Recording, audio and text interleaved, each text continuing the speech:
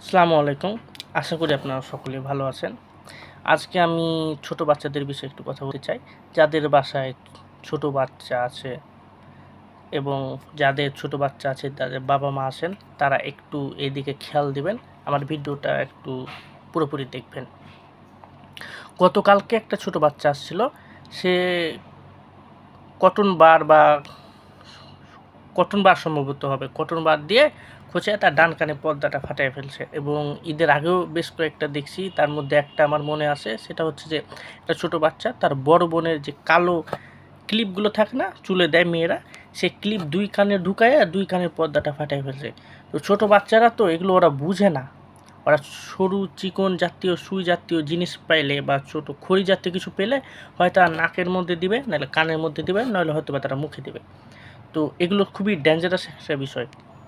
তো আপনারা যারা আছেন, গার্ডিয়ান আছেন, বাবা-মা আছেন, বড় ভাই-বোন আছেন, তারা অবশ্যই এই দিকে একটু খেয়াল রাখবেন। ছোট বাচ্চার হাতে কখনোই কটন বা পিন বা সরু জাতীয় কিছু দিবেন না।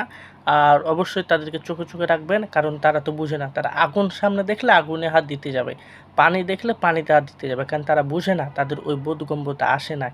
তো আমাদেরকে খেয়াল রাখতে হবে, কারণ সামান্য একটি ভুলের কারণে অনেক বড় ক্ষতি হয়ে যাবে। যেমন প্রতিনিয়ত ২-১ দিন পর আমি দেখতে পাচ্ছি এরকম একটা কেস, যে ছোট বাচ্চারা কানের মধ্যে খড়ি ঢুকাইয়া কিছু না কিছু ঢুকাইয়া কানের পর্দা ফাটায় ফেলতেছে। এরকম ২-১ দিন পরই আমি দেখতে পাচ্ছি। তো আমি পরে ভাবলাম না, এই বিষয়ে আমার কথা বলা উচিত। সেজন্য আজকে আমার আশা। তো আপনারা যারা বাবা-মা আছেন, যাদের বাসায় ছোট বাচ্চা আছে, তারা একটু অবশ্যই এই জিনিসটা খেয়াল রাখবেন। আর আমার এই ভিডিওটা যদি আপনাদের ভালো লেগে থাকে, আপনাদের কোনো প্রকার উপকারে আসে, তাহলে অবশ্যই আমার এই ভিডিওটা লাইক করবেন।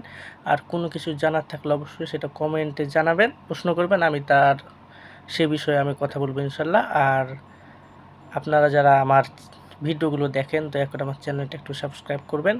আপনারা সাবস্ক্রাইব করলে আমি আরও উৎসাহিত হব। আমি বুঝতে পারবো না আমার ভিডিওগুলো আপনাদেরকে ভালো লাগে, আপনাদের উপকারে আসে, তারা আমি পরবর্তীতে আরও ভিডিও বানানোর জন্য উৎসাহিত হব। আসসালামু আলাইকুম।